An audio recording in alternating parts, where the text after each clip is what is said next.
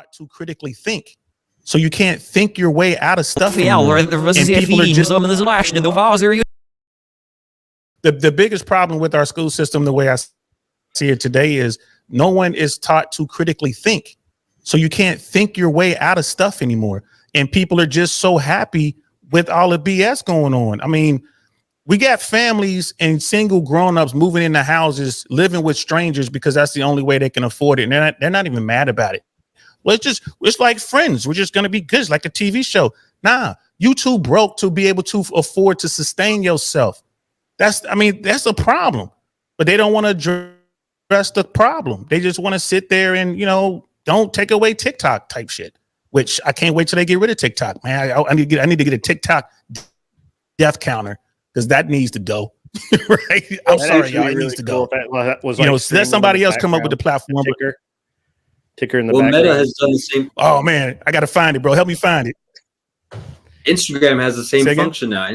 You don't need to get rid of TikTok because even if you did, you still have you'd still have Instagram Reels. Yeah. And then you're gonna find more and more. I want to get rid of TikTok. Sorry. I just don't want the people I train to kill on the battlefield to take all of this free intel from TikTok. Because once you agree their terms of service, they get into everything. They know where you shop. They know where you buy your ammo. They know what classes you've had. I'm sorry. I'm not. Look, got to get the CCP up out of our business, y'all. That's all. That's my whole thing. Do you trust our government more with that information? I trust the Second Amendment more. So if our government get too crazy, I can go ahead and grab my M14 and go deal with it. If it gets too out of pocket, Americans would do what Americans have always done. I don't know if you guys are familiar with the Battle of Athens in Tennessee, 1946. If you're not familiar with the Battle of Athens. I am. Andrew, welcome. Look it up, you youngins. This is not my podcast. Yeah, but I have looked up the Battle of Athens. So that was an isolated incident in a single town where the National Guard was safeguarding the voting, which they were within their rights to do. They were just safeguarding the voting. That's why they were able to kind of move through that without having charges of treason against them. It wasn't, to my understanding, it wasn't the National Guard. It was the guys who came home from the war who had to step up against a local. They got their weapons from the National Guard. Maybe those guys armory. They took it from the National Guard armory, and they used those weapons they were National to take Guard, their business, which they were the good guys. Technically, I'm the National Guard. Once I got out, you're always on defense ready. No. These were not irregular. They were irregular, meaning that they were part of the army as the National Guard. So they were regular irregulars, not irregular. So I understand what you're saying. The distinction being everybody's a part of the militia even after they're out of the service. I agree with that.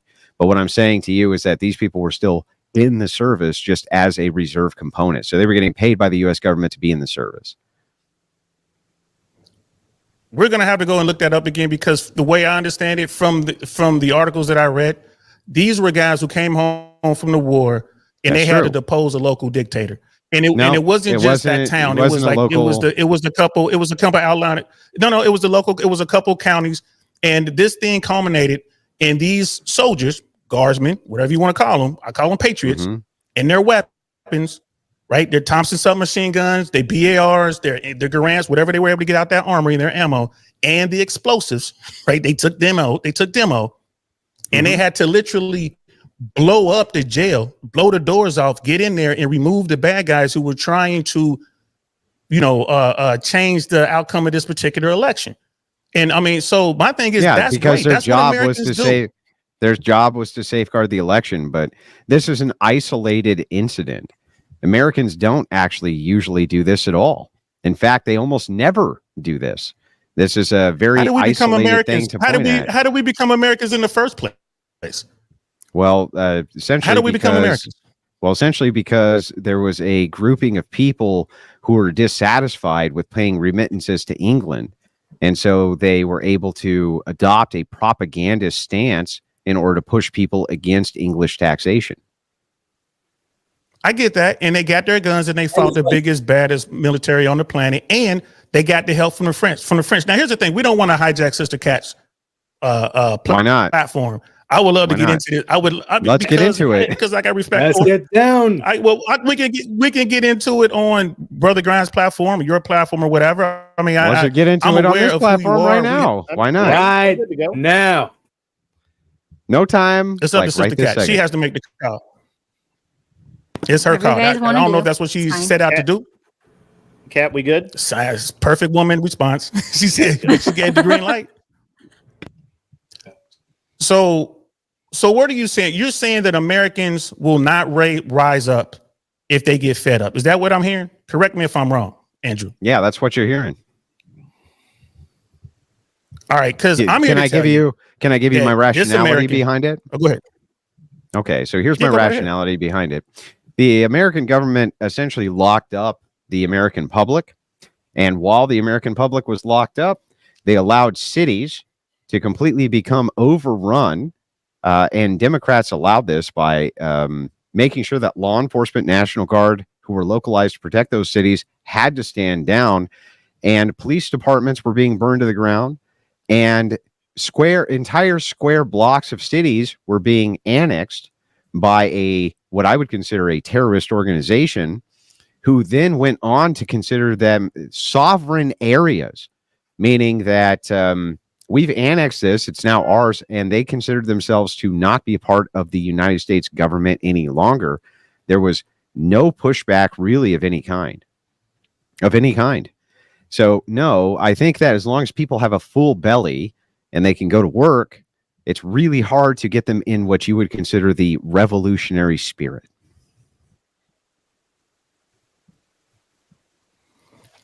I hear where you're coming from. So I would agree with you, and then I would add to that okay, coming soon, Americans won't be able to get food. Will you think then they'll go out, get their weapons, and go hunt for food, or go call for change, or go remove those people who are getting fat on a hog? Why do you think that Americans aren't going to have access to food? Like what signs have you seen for that? Because if it's one thing I know about big fat ass Americans is that they have plenty of access to food, and that doesn't seem like it's going away, right? In fact, maybe it would be better if Americans had less access to food. It was going to your point. The argument you made. The point was, well, as long as they are fat, dumb, and happy, so to speak, so as long as they have food. The argument I'm making, okay, take away the food. What then? Yeah, I get it, but that's not going to happen. This is your argument. I'm just saying, this is your argument. Yeah, that is my argument, and part of the argument is because the descriptive is that that's not going to happen. You're not going to take away the food supply of the United States. We're such a massive exporter of it. This is one of those countries, interestingly enough, where if you were to go outside, you right now, sir, if you were to take your camera and go outside and hold up a sign which said just this: I'm not asking for any money whatsoever, but I haven't eaten in 2 days, you would probably have a meal delivered to you curbside in 20 minutes by a good Samaritan. Or I'll get arrested for being a vagrant and loitering. That could happen as well. But you're right. One of the two could happen. Yeah, I mean, but even the cops who came to arrest you, if you told them that you were a veteran, you're not asking for money, they would probably buy you a meal. You have a lot of faith in people who and they're veterans. I mean, there's some good. I live in Hillsborough County. I like the Hillsborough County Sheriff Department. I really do. But hey, man, that's not always the case. I was in LA for a very long time. LAPD will put you on the street. Now you still get fed, right? You'll still get fed. Up to your point, you're gonna get fed. You live in a country where you're still gonna get fed. Get fed. You'll just be. Yep, but you're gonna get locked up. My point is this: there are enough Americans who, when they get to that point, wherever that point is, when they get to that point, like, you know, we were told the Boston Tea Party was the catalyst and da. But basically, a bunch of American men who were British at the time got fed up. They got tired of dealing with this silly ass king, and they were sitting around in the pubs drinking and like, you know what, we got to do something about this shit. And that will happen in America as well if we get to that point. And we're talking about a country where there are more firearms, there are more guns in this country than people. So like the folks out there doing whatever they're doing, who thinks for a moment that America won't lose their mind and just snap and grab their weapons and go do their thing. I think they need to think that through. I think it can happen. Yeah, well, tell me what that takes. May happen. Tell me what that takes. Because if it doesn't take a massive lockdown and people actually running and rioting in the streets, destroying private property, and your own political establishment setting aside room for them to do that against the civilian population, what else could it take? Like, short of what? Like, what would it actually take for these men to go and get their guns and do this great overthrow that you're talking about? It seems to me like their threshold's pretty large, man. It may be, but again, I just sit on the opposite side of that. I think when people reach a point, wherever that point may be, and you're making a great point there, like the whole cough thing, that was ridiculous. That was ridiculous. You know, shutting down the economy, locking people in, and then turning around and paying those people for not going to work. That was crazy. But I'm pretty sure the nobles back in the day sitting in London was like, this tax ain't gonna make them mad. Let's do this. That tax ain't gonna make them mad. Let's take this land from them. Let's take that from them. Let's give them no representation. They kept saying that. This is actually a really bad way. Well, this is a bad way to look at history. What really happened in the Revolutionary War was that local magistrates who were government were actually fighting with another government. That's what happened. It was not the civilian population who just kind of were like, oh, let's grab our muskets and start shooting at these redcoats. It was localized governments who were fighting with a government which was thousands of miles away, so they had these massive advantages. But these were two governments fighting each other. Never get it twisted. This was not organic. It was propagandized, and it was localized governments trying to motivate people locally to come and fight for them on the behalf of fighting against the British. It was not organic at all. It was propaganda based. That's why the printing press was what they used more than anything and safeguarded more than anything, because it was a propagandized war against the British. It was not. It wasn't like a bunch of rednecks were just like, man, take on the fucking government. These bastards are tired of them taxing me without all this represent. No, nothing like that ever happened. Well, what about 2021? What about it? That wasn't organic either. Okay, but I mean, it's something. Right? Was it organic though? Or was it a massive op, which in turn led to the internment of hundreds of Americans, many of them without due process, in order to ferret out who the people who would do that would be? And the operatives at the top levels were supposedly conservative leaders, and interestingly enough, they were able to walk away with no charges while their followers got tons of them. It did not seem like any of that was organic to me. As an Irishman, just as an outsider, there ain't no way I'm believing that there's a group of 1,000 Americans that want to overthrow the government. Not one of those motherfuckers brought a gun. None of them. Yeah, them boys. That wasn't an overthrow. That was holding some signs and being really upset. Ooh, they were upsetty spaghetti. What did that do? Nothing. I'd tell you this. That absolutely was, like, call it what you want to call it. That was a violent attempt to stop an American process, right? That's what that was. Where was the violence? There wasn't any violence. I mean, I know people that were there. I'll interject on this one. I mean, I know people that were there, and it was not violent. So breaking the windows and all that wasn't violent. Smashing people up. Black Lives Matter did that every day as an order. Black Lives Matter did it every day as an order of operation. You got about Black Lives Matter, bro. Just long before Black Lives Matter, man. Just life in the hood every day is violent. Well, it's just for someone to sit there. But that goes to my that goes to my point. That goes to my point, not to yours.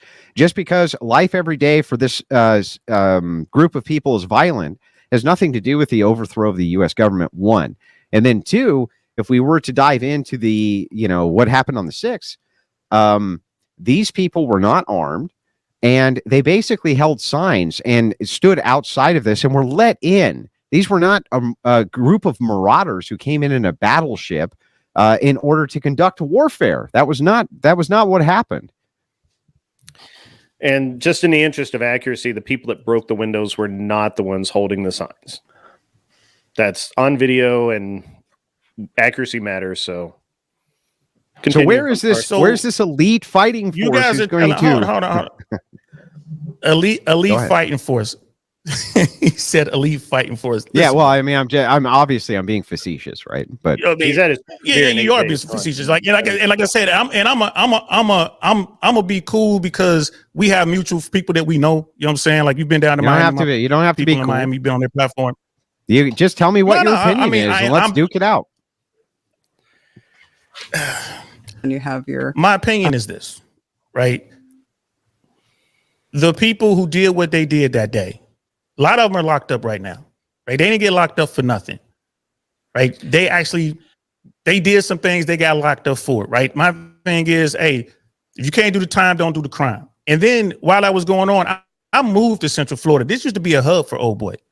I mean, bro, you'll be hard pressed to find any outwardly, like just really vocal supporters out here right now. And I would ask people like, well, how come y'all out here with y'all flags and like every Friday it'll be on certain corners, and how come y'all ain't doing that anymore? And they'll start telling about how so-and-so got locked up and the FBI came to see these people, not the FBI, but law enforcement came to see these people, and these people had to come talk and they had lists and all that. And they were like, yeah, point. That actually goes to Andrew's point. Right. So oh, go ahead. You just reinforced Andrew's point. Those people were nonviolent and they got arrested anyway. There's people had their entire bank accounts seized because they were in the vicinity and bought a cup of coffee. A friend of mine who's an FFL in Missouri was harassed by the FBI. His business was shut down for 6 months, which basically caused him to almost go out of business. He was locked up for 30 days with no bail, no nothing, just locked up while they evaluated the situation.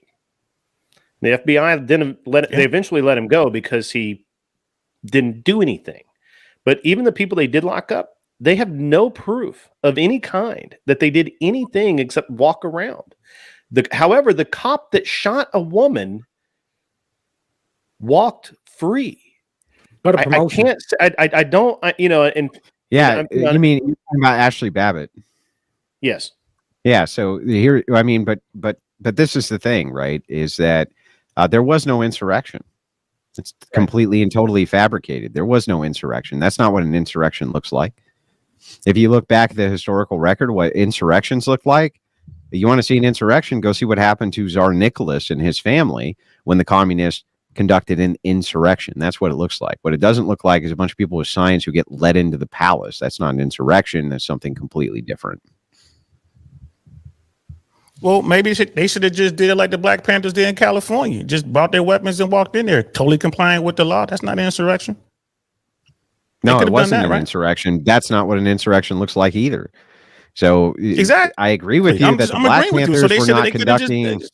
I agree with you that the Black Panthers were not conducting an insurrection, but also I don't think that the people who were there that day were conducting an insurrection. I don't think that that's what that was. It does not fit the categories that I would consider an insurrection to be. Well, unfortunately for those people, that the laws in America do, and they had to do some time. Well, now I agree with you. In America, who's been prosecuted for insurrection successfully so far? There are people who are locked up right now, and this has been going on as long as I've been alive. It's like you saying, well, I got a friend that got, he was in there for 30 days or whatever, and they finally let him go because he ain't do nothing. I know people have been locked down for 5 years.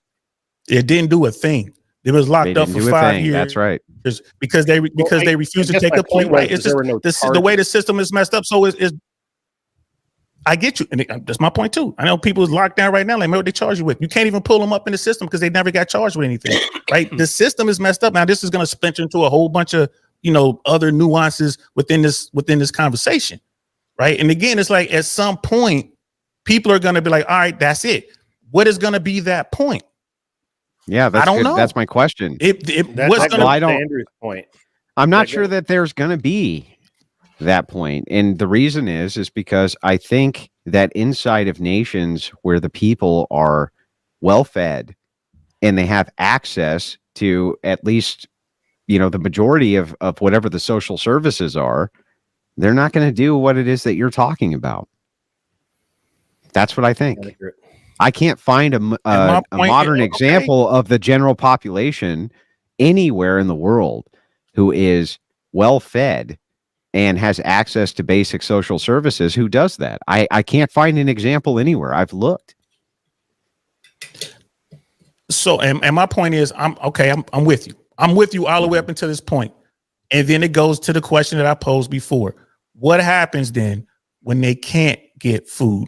What happens then when they the don't same thing that would happen services? in any nation where people didn't have access to basic social services or food? Then at that point, they do begin to give pushback. But you're talking about conditionals, which are set where the government's not fulfilling its basic roles inside of society. And that is not what's occurring right now. In fact, I would say they're fulfilling too many roles in society, right? I agree with you there. We're on the same page. My question is, if we get to that point, and like you said, it's definitely going to be a problem here, right? Oh, if the government, they've overreached, now they can't, they can't quell the masses, they can't feed the poor, and the people are getting tired of being picked up and locked up without any resemblance of our laws. Like, man, you just can't lock me up for nothing. And they get to that point. Is that the point then that they pick up all them guns? Because we still have more guns than people in this country. So when we get to that point, what you're asking, right? But what you're asking me, really, if you look at it from a logical sense, you're saying, well, what happens if we get to the point where the conditionals are such that there is a revolution? And it's like, well, then I guess we're at the point where the conditionals are such that we're at a revolution. But even if I just kind of logically state that, yeah, that's a truism, it's like asking, what happens if you come to the conditionals, which would make you step out in your marriage? Then I would have to admit that you would meet the conditionals that would make you step out of your marriage. It just ultimately has no bearing on the point, which is whatever those conditionals are, we're clearly not fucking there. And I'm not sure we'll ever get there. It seems like it's a difficult thing to push the public towards any sort of social revolution if they're fed. And I agree with you. And my thing is, if that changes, we got a serious problem. I mean, I'm just being 100 with you. If that changes, we got a problem. And my thing is, the problem is, we do have a lot of weapons in this country, and I'm glad we do. Because unlike most countries, if people get there in America, they can make a lot of noise, as opposed to, you name the countries, they can't make as much noise. They don't have what we have. So I'm with you, bro. But I'm just saying, you're saying it's never going to happen. I'm saying it may. You know what I mean? That's where we did. I think that's where the difference is right now. It's never going to happen. It's never going to happen. No, that's not my point. My point is. But you're saying is it? Go ahead. My point is just that these conditionals, we don't seem like we're anywhere near whatever these conditionals are. That's my point. Right. Whatever they are. So especially the food thing. Whatever they are. We got tons of food. We got all this.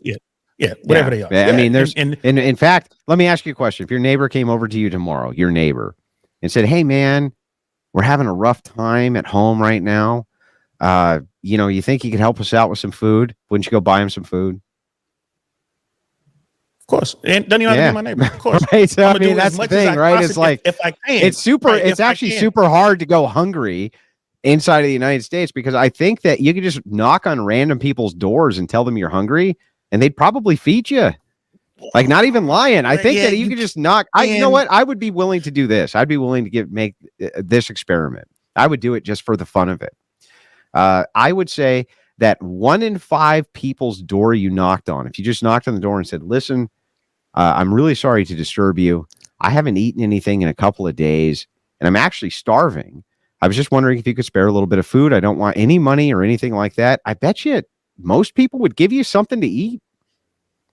And I bet they would. I agree with you. Please, people. In theory, I agree with you, but people don't, out there listening to us, don't go around and start knocking on doors. Please don't. It depends on what doors you're knocking on. It could be a problem. Please don't. But I think even in the ghetto, I think even in the ghetto, if you knocked on a door in the ghetto and said, "Look, I haven't eaten in a couple of days. Do you think you can help me out with something to eat?" I think even there, a lot of people would be like, "Yeah, sure. Here's something to eat." That's where I disagree with you. Knocking on the door part. Yeah, knocking on the door part. It's a different. Now you're talking about a way different world, bro. Like it's just that's a different reality. The knocking on the door part is not gonna get you fed. Now, if you just in the hood and they recognize you and they see you trying to do well, hey man, can you help me? Yeah, they'll give you half their sandwich or whatever. Because you're talking about folks who don't have much to begin with, and then you're talking about folks. Yeah, who live in the world I get it, but I still think what I'm saying. I guess my overarching point here, though, is that I think most people, they see somebody who's legitimately hungry, who doesn't have enough food to eat. They're actually hungry because they haven't eaten. I think most people in this country will feed them. They will. And I'm not a religious person. In fact, I am your friendly neighborhood heathen when it comes to religion. But I would say that most people in America want to be the Good Samaritan. Most people want to be. Like even when I come across folks. All right, but let's forget about food for a minute. What about housing? What about What about instead of 20 tents, you start seeing 200 tents and entire cities become tent cities? What's the limit to that? When does that end? I mean, if you're talking about a homelessness crisis, then you would be talking about some kind of mass event which would cause large sections of the population to become bankrupt, even though they're able-bodied. Again, this seems very far-fetched to me, at least in the current environment. Don't you see more tents these days than before? Yeah, the people that you see in tent cities generally are mentally ill, to be perfectly honest with you, sir. They're not there because they're able-bodied and are trying to do everything that's right, but just can't. They're usually there because they're mentally ill. They're not there because they're like you and I. They're there because they have screws loose upstairs.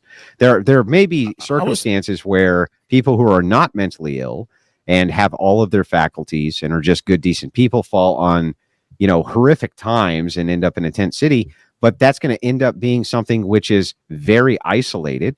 It's going to be an outlier, and they're usually going to work themselves out of it very quickly, because the truth is that, and this is not, if you end up in a job, let's say you end up in a construction crew, you go to them and you say, look, I'm homeless. I don't even have a place to live, this and that. You'd be surprised how many people will put you up as you work. There's always a need for work. And the thing is that most people who don't have a job, it's very clear to me at this point, don't fucking want a job, because there's nothing but jobs. So then the increase in tents and on the streets, the growth of these tent cities is proportional to the growth in mental illness? Of course, yeah. Not only is that statistically true, but I can give you a great example of this, and I'm sure Mr. Saint will probably back me up. A lot of the modern homeless crisis comes from veterans who are mentally ill from untreated PTSD, and they can't get the help that they need. They can't get the group help that they need. They can't get access to the resources that they need. And a lot of times when you're talking about homeless veterans, you're talking about people who are in these tent cities, is because they suffer from severe mental illness or drug addiction. I would add to that, bro. That often moves into. There's so many other cases, though. There's fentanyl, and there's 15-year-old kids on fentanyl. There are so many different cases. I think. Yeah, but the 15-year-old kids on fentanyl aren't living in tent cities, dude. Well, there are plenty of people who are older than that. Not all of them. I don't think it's just mental. Mental. Yeah, and I would. So you're saying, you're saying that the economic conditions of people who are completely sane and have a work ethic are ending up homeless in tent cities? I reject that categorically. I don't believe you. I don't believe that that's the case. I don't believe that that's the fact of the matter. Well, let me jump in there before you answer. Maybe there are people who are borderline. Maybe when the economy is good, these people are on the borderline and they're okay. They can make it, they can get by. But then you put a little more pressure on them, they go over to the other side. So it is related to the economy. I mean, it's obvious it's related to the economy. It does not seem so obvious to me that in one of the richest nations on planet Earth, that able-bodied, sane men, able-bodied meaning they can work, sane meaning they're mentally stable, and they're willing to work, end up in tent cities. That is not a thing which I think is true. I think it's a case use of people who are mentally ill or drug addicts, which if you're a drug addict, I think that you're at least at that point in your life experiencing mental illness. So there's just been, to tie it back to right. the feminists as well, because like I said, because it kind of went into the basic revolution talk. What happens though, like when if feminism keeps getting stronger and stronger and stronger, and we get to a stage where there's so much men that are like, fuck this, we want to, because they're like, no matter how much money I earn or whatever, it's going to be the top 10% or thing of men. So basically, all the women just attract to them. Hypergamy takes over, and then all these sexist men basically get angry, and then they say, "Fuck this, let's turn the tables." Bro, there's a lot of layers. There's a lot of layers of both these topics, man. So to Brother T's question right here with hypergamy and feminist women and all that, the guys on the streets, right? The guys at the top tier and all the way down, those are the dudes that fuel what's going on. You keep talking about this feminist thing, right? If these guys will buckle down, do the work, learn themselves a little bit of game, and what I mean by game is just understand it, just kind of learn how the thing works, learn how to get into a woman's ear. Sister Cat said it earlier in this stream. When it comes to questions of the heart, things of the heart, relationships and all that, man, women are suckers for the okie doke. They'll believe damn near anything you tell them, right? So if dudes stop accepting this bad behavior, this shit'll go away. You're starting to see it happen now here in America anyway. You're starting to see it. Women want attention, and it's bad attention now to the but whole if women would stop, thing, right? If women would stop their bad behavior, it'd go away too. Say again. I missed that. Say again. If women stop their bad behavior, it would go away too. Right. But my point again, this is very tiered. There's a bunch of ways to fix this, right? But the women want a certain type of dude, right? And all these guys, these young guys come to me like, man, I have no shot. I don't have any money. I'm under 6 feet. I don't go to the gym. I live with my mom. They come up with all these excuses. And I'm like, bro, like I'm in my 50s. When I was in my 20s, I was broke, right? I was still living in my parents' house for a little bit, trying to get a place. I have no money, but that's when I was at my height when it came to the whole womanizing thing. I had women everywhere. I had women who would take me places that would buy me shit. It is what it is. How did I get those women? Well, I knew how to talk to them. Because you probably have a sense to approach them. Yeah, but you probably have a sense of charisma. Charisma is not a thing. I have charisma, yes. Teach. All that. Yeah, but charisma is not a thing you can teach. You can't teach it, but confidence, confidence is enough, even without the charisma. Confidence enough to get you. How do you know? Into play. You've never had charisma.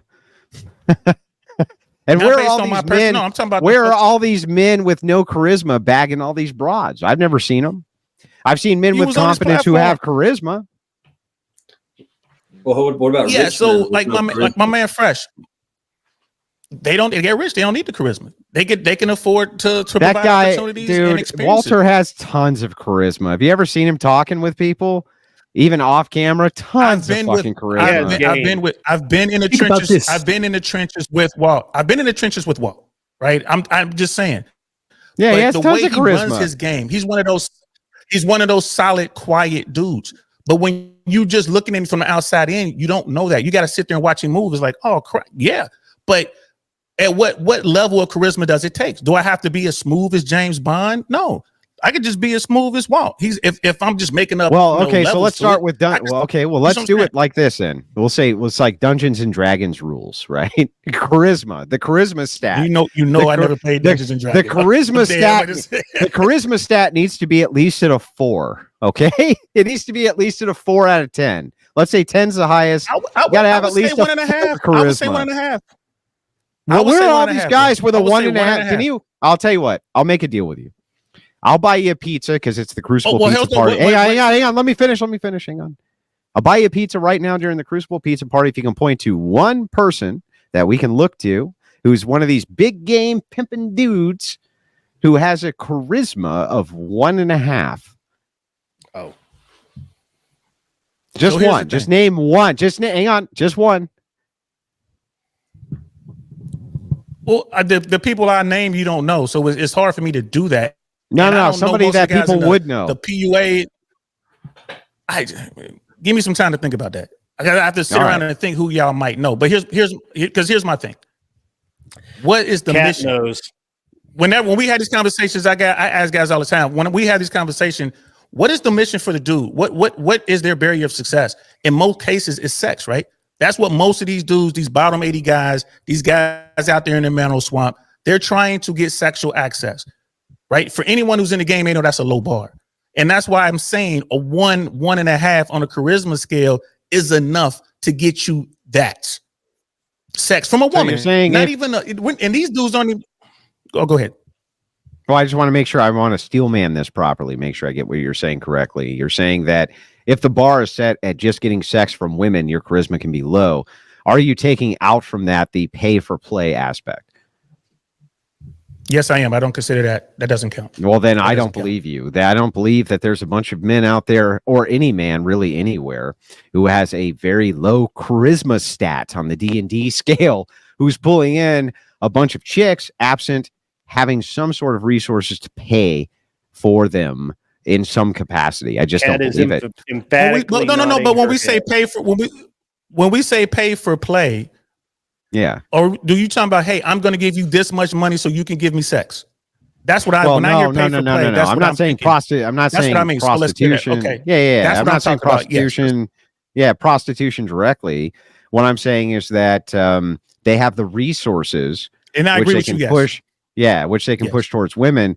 I think absent that, though, because that's still pay for play, essentially. It's still a pay for play. They're not prostitutes. For pizza. Okay. I got a guy I want to name for pizza. I got a guy I want to name. And I don't know this man. I've never met this man, just based on what I've seen. He's somebody we're going to know, though, right? Hell yeah. You on this podcast all the time. Your man, what's his name? Brian from whatever. He doesn't seem like a guy who has a lot of charisma to me. He seems like a very smart guy. That dude's got game. I've never met him. Tons of He's got I've never met tons of fucking charisma. But you get my point. Nope, that's not a good one, because that guy has a ton of charisma. In fact, he not only attracts women to him, but he attracts men to him. So that's the sign of somebody who's a charismatic, is that men will follow him and women desire him. And that is something which Brian does have. Now, yeah, go ahead.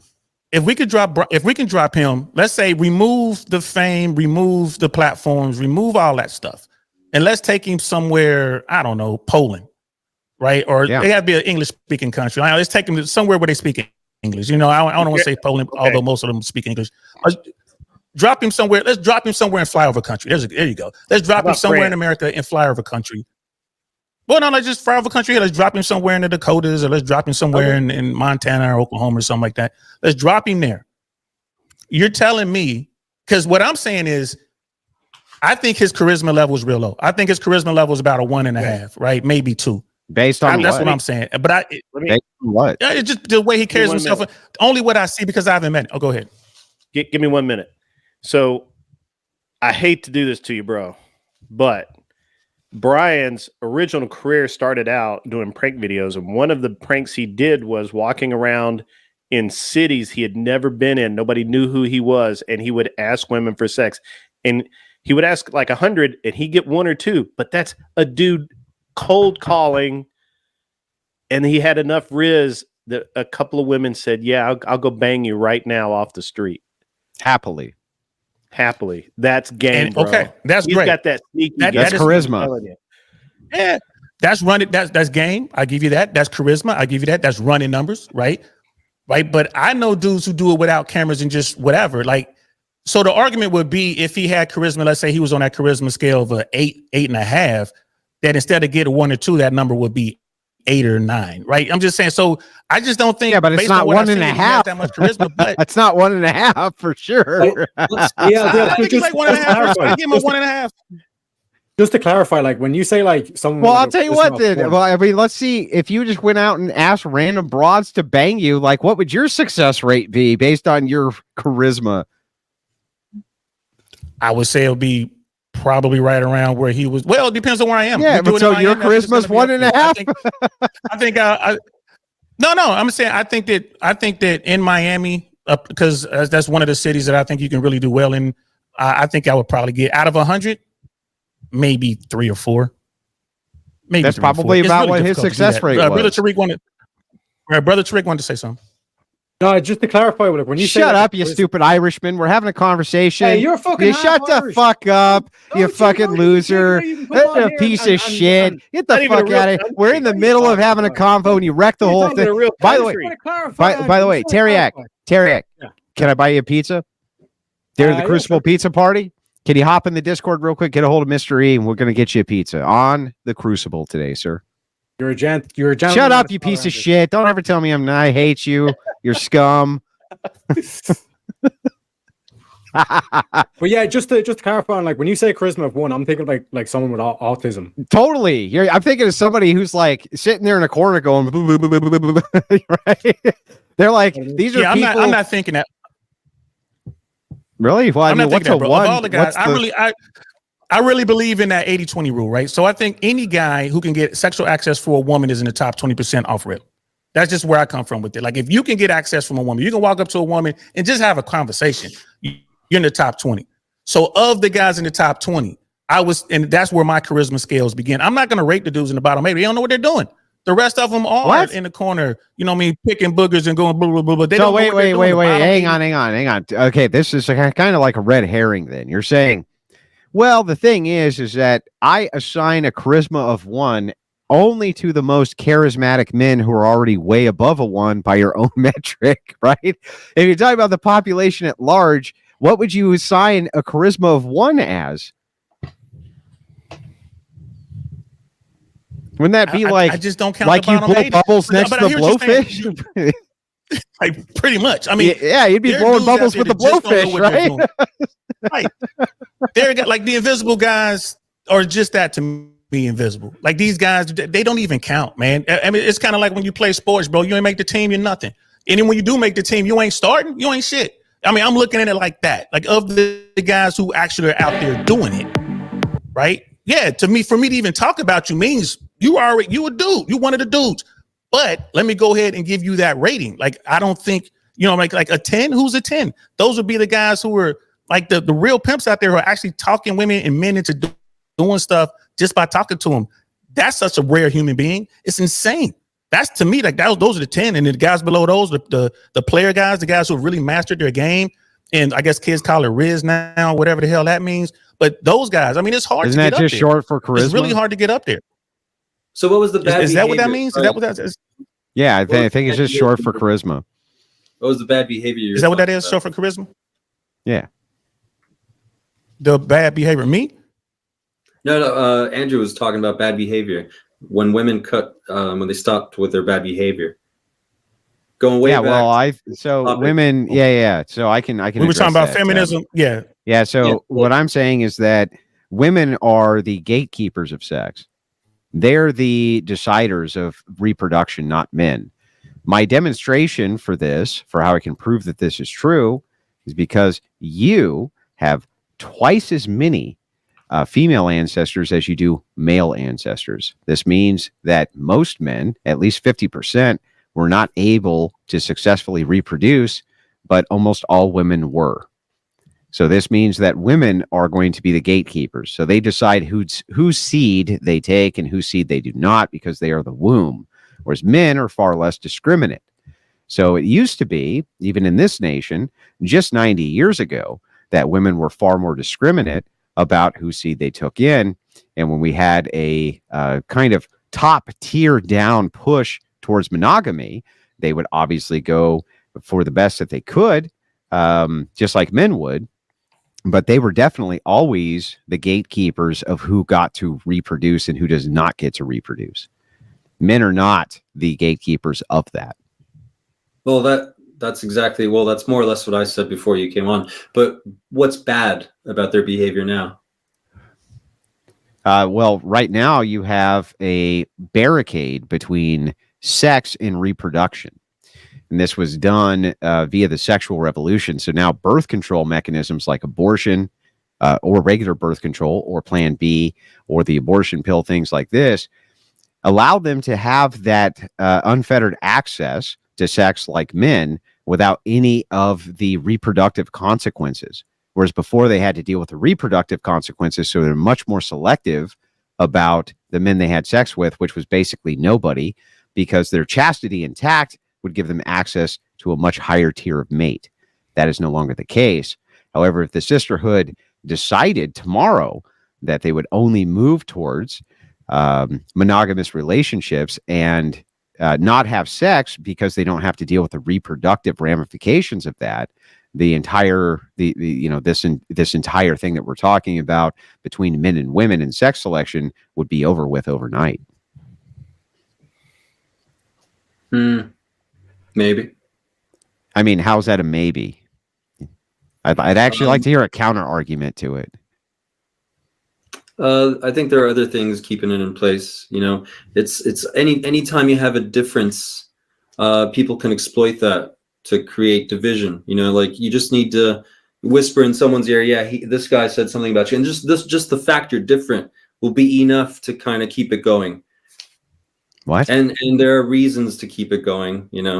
What the hell are you talking about? I don't even know what you're talking about. Divide and conquer. Divide and conquer.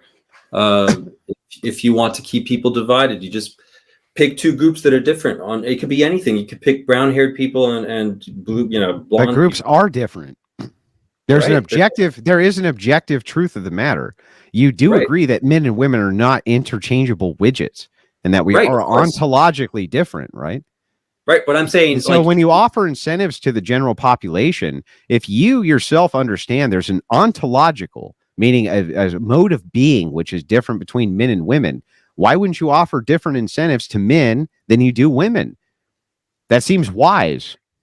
Oh, I'm not arguing against that. I'm just saying, even if we could fix the bad behavior, if you find that desirable, which I don't necessarily. You don't find it desirable to fix the bad behavior of women? I don't see it as bad. I think that's subjective. You think promiscuous women are good? Sorry? You think promiscuity in women is good? It's good. It's if they're happy with it, if they do it willingly, then it must be good for them. I mean, who am I to choose? Thank God for you, Nick. So, Nick, what you're saying is you're a coomer, right? I am not familiar with that term. You're what we would consider a sexual deviant. Your morality when it comes to sex is that more of it is preferable than less of it, and the more people who want to have it, well, quite frankly, Andrew, it's just none of your concern. No. I just think whoever wants to have sex should have sex, and whoever doesn't. That's what I just said, right? So, but I'm not deciding. No, listen, and I'm not deciding for society, at large. Well, let's say you could. Let's assume you could. Yeah, but let's assume that you could. I wouldn't. So even if you could, if you still wouldn't, then you are deciding.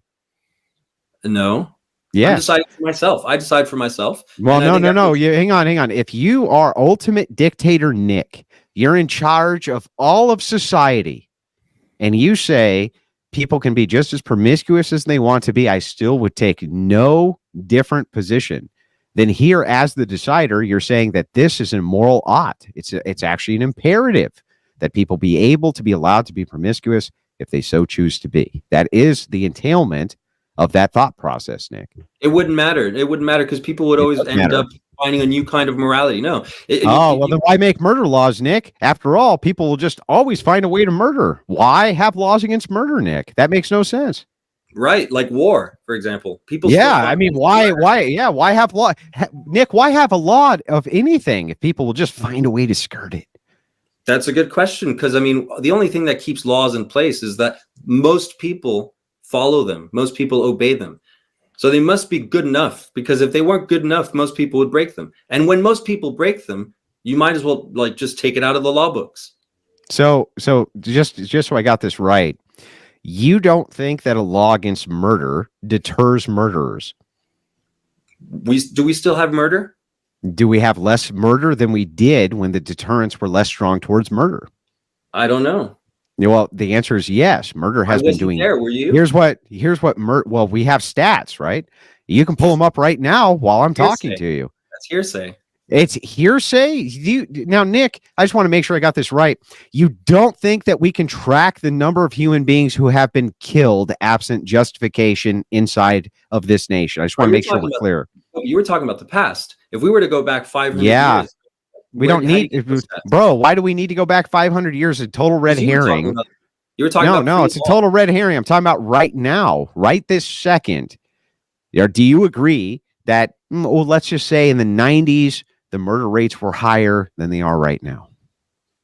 Okay, that's easier to do. We can compare the 90s to now, but I can't talk about pre-law. You know, before yeah, but we had weren't law. talking about pre-law. Total You red were. herring. Were. Hey, brother Nick, if I could jump in real quick. No, I wasn't. But hang on, let us finish. Let us finish. We're almost done. Yeah, I'm just real quick. If I could get away with murder, bro, interject yourself. If I have to, if I could get away with murder, bro, it would be a lot of people in body bags right now, bro. It's the law that keeps me from doing it, right? Just keeping it 100, bro. I gotta make that point. It is a deterrent. It is a deterrent. So Nick, Nick, I guess the point we're getting at is, but it's a law. Hold on, hear me out though. Yeah. That's a law that exists because most people think it's a good law. That's what I'm trying. That's the point I'm trying to make. You think that even if you took it out of the law books, we would come back to it. We would gravitate back. Well, geez, Nick, that's really weird because most people don't like the lobbyist laws. So how come we still have the lobbyist laws? I don't see how that's relevant. Wait, Nick. Now you just got done saying the only reason we have laws is because most people like them. That's why we have them. And yet I can give you many examples of laws most people don't like, and yet we still have those laws. It's really weird, Nick.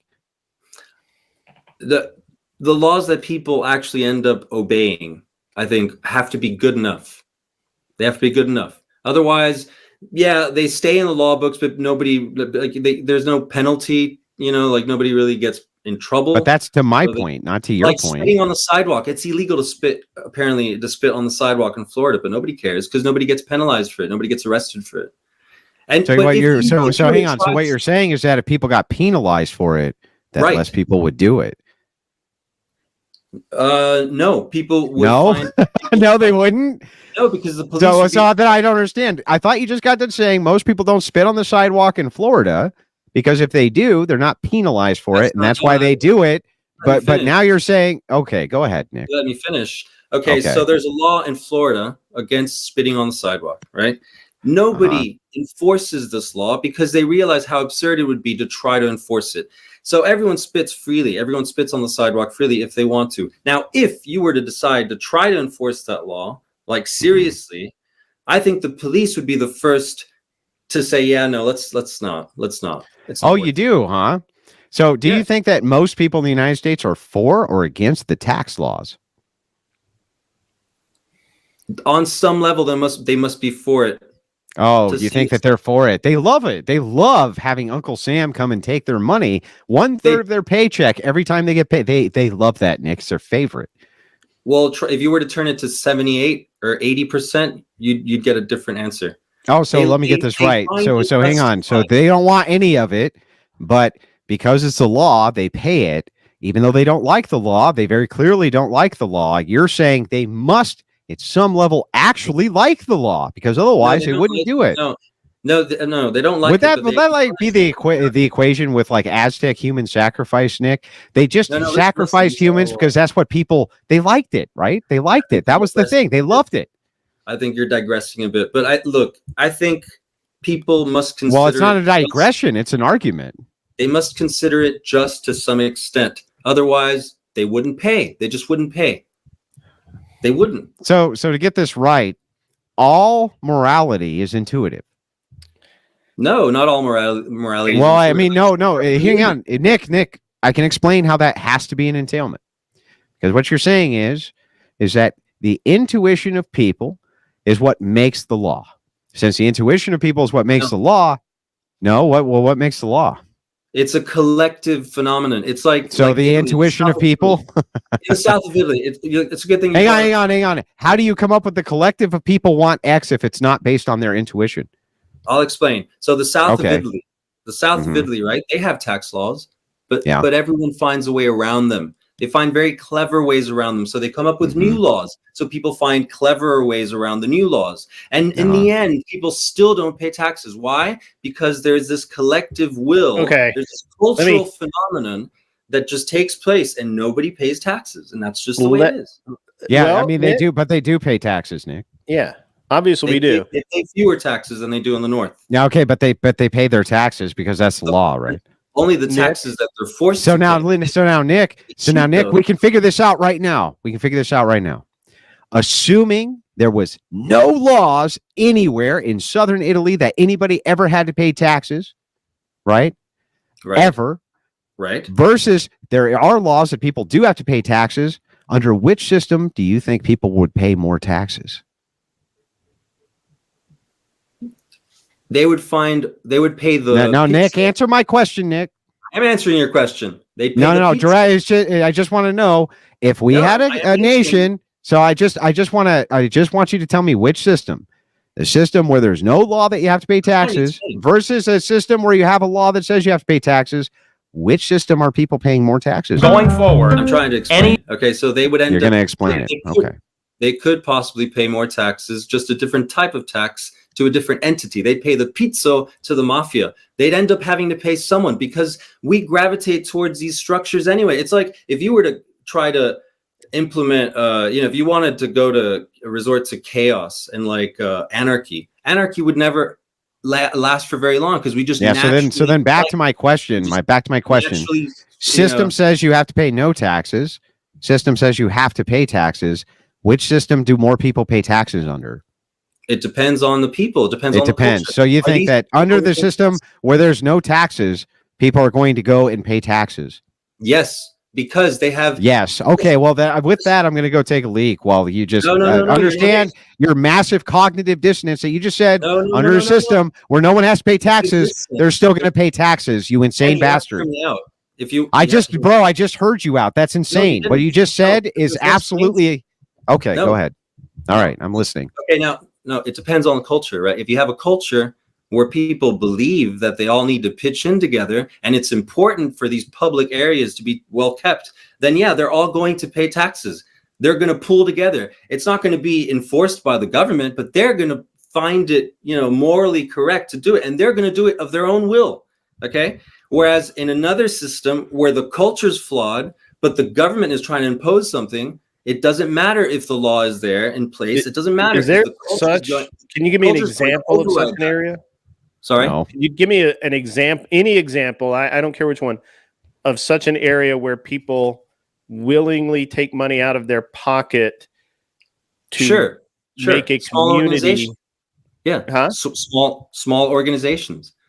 Haven't you ever been part of a community? I'm talking about people living in a community, not a business that has a means to an end. I'm talking about like in my community here, nobody pays anything because we don't want to. There's no HOA. We just do our own shit. We all take care of our own yards. Down the road, there's an HOA. They fine people if they don't pay money to keep the grounds clean. Yeah, but that's how that works. Yeah, but now, are you talking about? I don't think you can give me an example of any. But let me ask you a question about taxes, because taxes have a special place in my heart. So, do you really? So, just in full transparency, for the last roughly 10 years, I have been very fortunate enough to pay over 6 figures in income tax every single fucking year. I mean, let's we can actually simplify this real quick. Given the choice, do you think I would want to do that? Of course not. Of course not. Oh, but you're okay then. Right. If it wasn't under pain of law. Well, hang on. Let me steelman Nick's position. Okay. Because I think I understand what he's saying. Nick's saying, and Nick, you can correct me if I'm wrong. I just want to steelman this properly so I know I have it down pat. You're saying, absent a taxation system, there'll be X amount of voluntarists who will still give money for X amount of things because they want the better society, whether it's infrastructure or this or that, right? Depending on the culture. Sure. I'm not talking about the world we live in now. No, I understand. Let's just say it's some more advanced culture or something like this. Okay. Right. So then I want you to understand this entailment. You tell me if this is true or false under this worldview. If we have no laws against murder, there'll be just as many murders as if we didn't have laws saying you could not murder. If you could indoctrinate, if we could conduct a controlled, we could never do this, but if we could somehow conduct a controlled experiment where you totally indoctrinated one group of children in one community and did the same in another, the culture would be the most important factor. That would dictate how the people behaved and what they did, not some law like something written on in a book. Well, okay then, Nick. Then in this culture, the one that we currently live in, would there be more murder or less murder if you made murder legal tomorrow? I would assume more murder. You would assume more murder. So then, Nick, would there be more prostitution or less prostitution if you made prostitution legal tomorrow? There's plenty of prostitution. There might be more prostitution now than there was before, because if you consider OnlyFans prostitution, I mean, or sugar daddies, since the internet, I think we've seen a rise in prostitution. Let's just say hookers. A different form of it. Let's just say women who get penetrated by men for money. Would there be more of them or less of them if you made a law saying that if you can get penetrated for money, it's legal? More or less? It depends on how easily you could get around the law. The law says it's legal. I'm sorry. Okay, yeah. So the answer is more, brother. There's no getting around it. It's more. Okay, yeah. There's no getting around it, brother. I mean, even if your point is they were already doing it for money, breaking the law. If you made it legal, it's going to be more of them, bro. Legally out there doing it. They'll be on the street. Yeah. The answer to this question is more. There's no getting around it, bro. To both killing. That's the answer. That's the answer to everything. If you were to say that going 120 miles an hour down the highway was now legal, right? Would more or less people do 120 miles an hour on the highway? I do at least 90. I want to slow down, but sure. Yeah, but the question is, would more or less people do it? I think it still depends on the people. It still depends. Yeah. Okay. The United States, you made a law tomorrow. You can do 120 miles an hour on any highway you're on. Would more people do 120 miles an hour on the highway, or would less people do it? Of course, in the U.S. Well, then we have established that a deterrence in law is effective. So when I ask you, Nick, I say, Nick, what do you mean that you could not curtail female promiscuity through law? You say it can't be done. You're clearly incorrect. Of course it can be done. Of course it can. Because all other forms of law that which we talk about, where I say the incentive is either there or it is not, you say, I agree. If thing X were legal, more people would do thing X. For instance, right now, let's assume that it's illegal to own a firearm. If it was legal to own a firearm, would more people own a firearm, Nick, or would less people own one? Obviously, more people would own a firearm. Then, Nick, you have no argument, bro. I just walked you through your whole argument. Now you know, bro. I still find your argument a bit simplistic. I think it's still simplistic. It doesn't need it. Why does logic need to be complex? You're using these extreme examples, right? These extreme. It's not extreme. There are countries right this second where you cannot own a gun. True or false? True. Yeah. Okay, and then there's countries right now like this one where you can. True or false? Look, there's a country. Answer my question, Nick. True or false? The answer, Nick. I'm almost done. Answer my question. There are countries right now where you can own a gun. Correct? Yeah. And there's countries right now where you can't. Right? Okay. So how's that extreme? It's literally mapping it onto reality. No, you don't. No, you're comparing owning guns, to prostitution. I feel that prostitution's already. I mean, there's so much of it. I don't know if there would really be a difference if you were to make it legal tomorrow, because there's so much more guns everywhere anyway. Okay, yeah, there would be more. Obviously, there'd be more, but it would be. I don't think it'd be very significant because the law isn't keeping people from. But would there be? Okay, let's assume that it just wouldn't be significant. Would there be more prostitution if it was illegal, or less? Obviously there would be more, but I mean, is it really there would be more? So then the question becomes, what do you want to see in society? Is a push towards in society with prescription of law and governance. If you want to see bad behavior from people, then you would ascribe to the Nick philosophy of let them do whatever the fuck they want, because after all, you can't mitigate it with law, even though Nick also says you can mitigate all of this with law. So make sense, Nick. You're missing my point. Now, because you go to extremes, and that's not what I'm trying to say. I'm not being extreme. You're not going to change. You're not going to make any significant changes necessarily by changing the law. That's what I'm trying to say. If you write something down on paper, that's not going to change the way people behave. Okay, brother Nick, if I could really wait, hang on. I just want to make sure I got this clear. Really, you're saying that if you pass a law tomorrow, it's not really going to change very much what happens based on the law? No? Let me rephrase Oh, you that. want to revise? Yeah, go ahead and revise Let that. me I would rephrase too. that.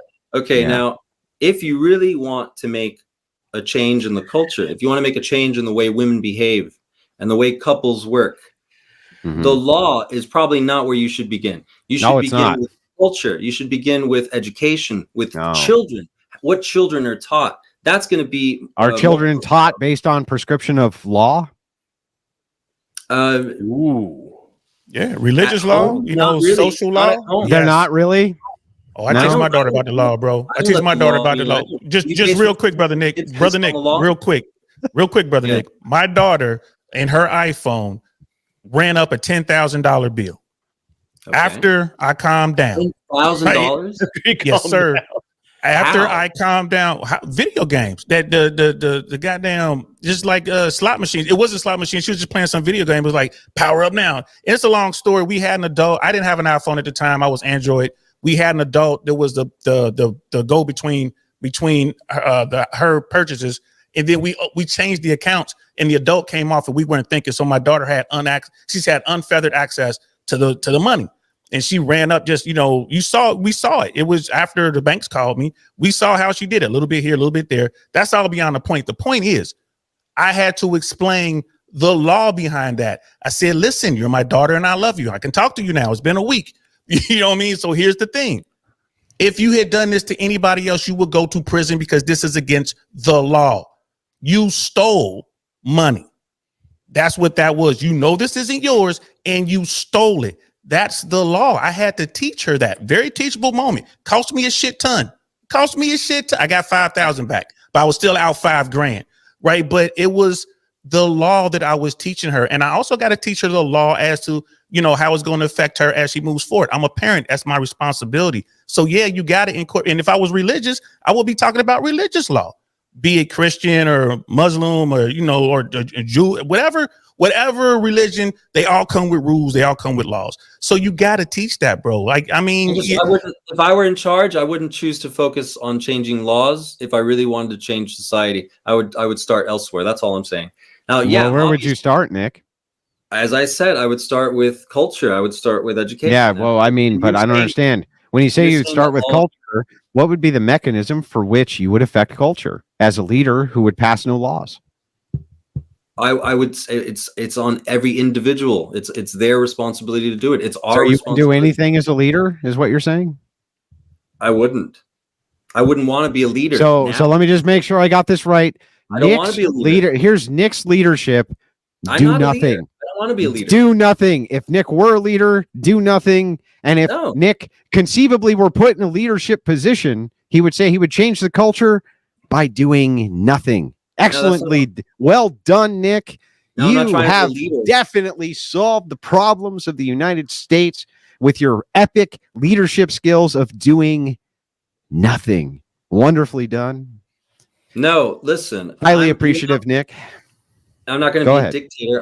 Listen to me. I'm not going to be a dictator. I'm not going to be a leader. I'm not trying to be a leader. That's not my point. My point I know, but the question became this. If you were in charge, and you did not change law because you don't think it affects culture, then Nick, how would you change culture? Propaganda, the way we're changing it now, the way people are changing it now. Would you need to have a law in place in order to produce propaganda? No, you don't. Clearly you don't, because all the ways we're brainwashing people now doesn't depend on the law. Yes, it does. I mean, yeah, it's within the limits of the law. No, so it's based on the law. So it's based on the law, Nick. You're not listening to me. I'm listening, bro. I'm listening. No, I'm saying obviously there are things that you can't do, but there isn't a law telling us what we have to do. We're brainwashing ourselves the way we choose. Okay. So what you're saying is that there's no law.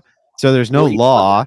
Wait. So you're saying that there's no law which has a threshold for propaganda, only a law that does not have a threshold for propaganda. So within the prescription of law, everyone can do propaganda. But couldn't you just make a law saying that only certain people could make propaganda, which was good for the culture? And since you're the leader, shouldn't you? No, I wouldn't want to do that. No, you wouldn't want to do that. Who decides what's good? Who decides what's bad?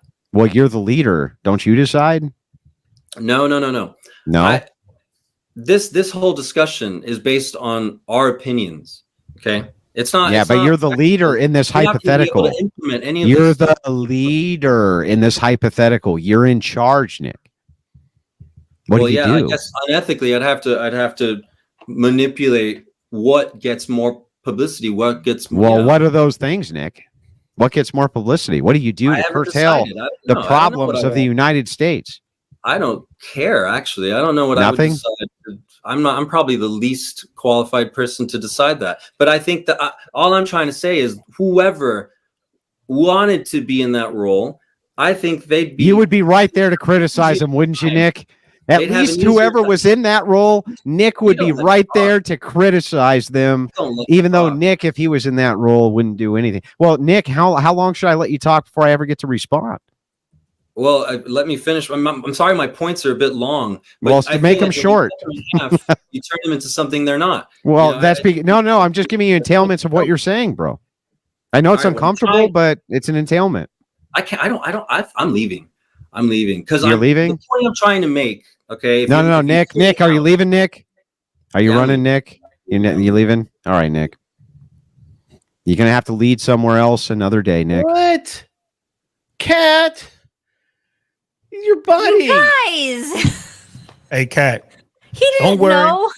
Raging Tomato did that to me. I jumped on her platform with a Fresh and Fit t-shirt, and I had to fight off 8 or 9 folks, but it led to some real good friends. I don't rage quit. I don't quit because I'm airborne. We don't do that. I don't shit. know that he was. I sat there and dealt with it. As much as he just gave up.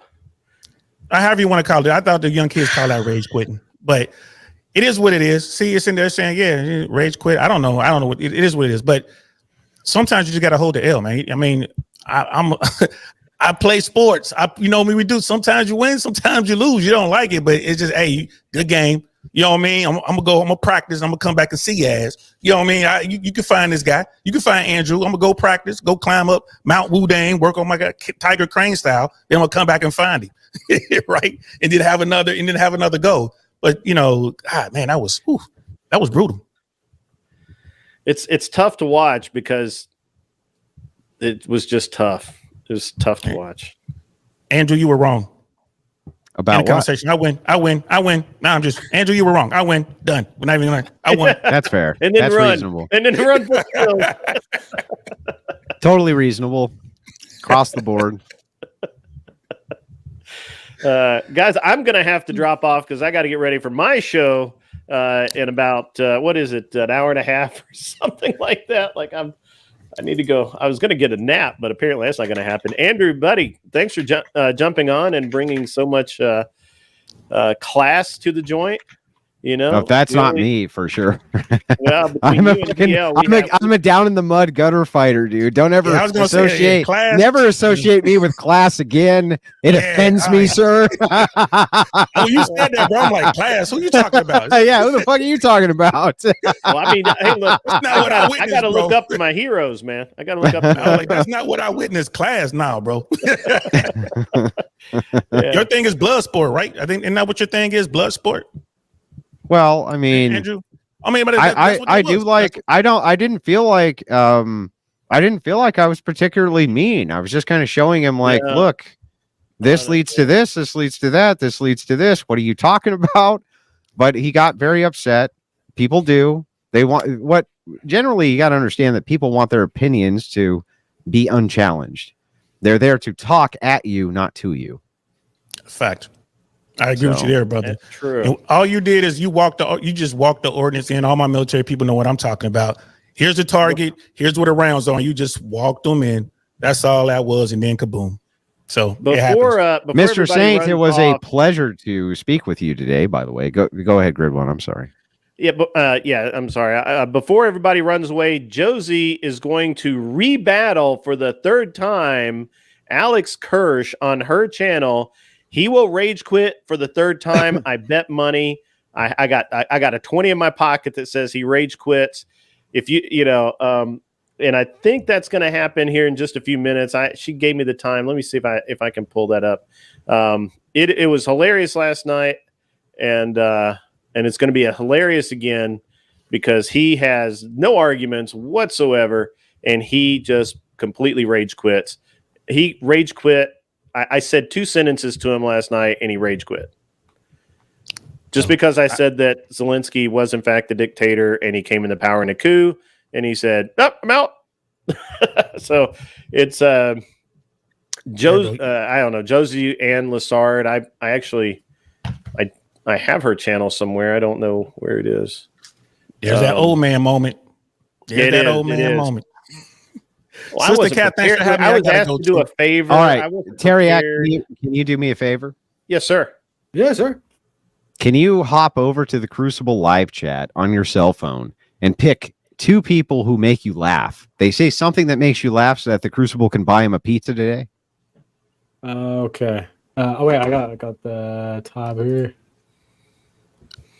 Gentlemen and my lady, Sister Cat, I gotta run. I'll come back. Hopefully you'll have me back again. I'll definitely come back. Get the fuck out of here, Saint. We're sick of you. Worthless, worthless fucking, by the way, airborne, huh? 100% all the way, baby.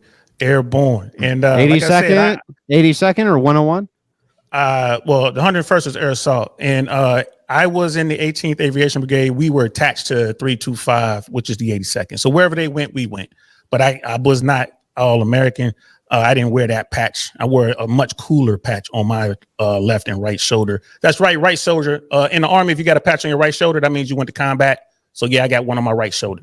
So it was a pleasure. I ain't gonna lie, this was fun. I'm getting out there in this YouTube stuff. Sister Cat, I want to invite you over to my platform so I can find out who the hell you are. I just kind of walked into this and it was just pew, pew, pew. I'm like, oh shit, let me duck.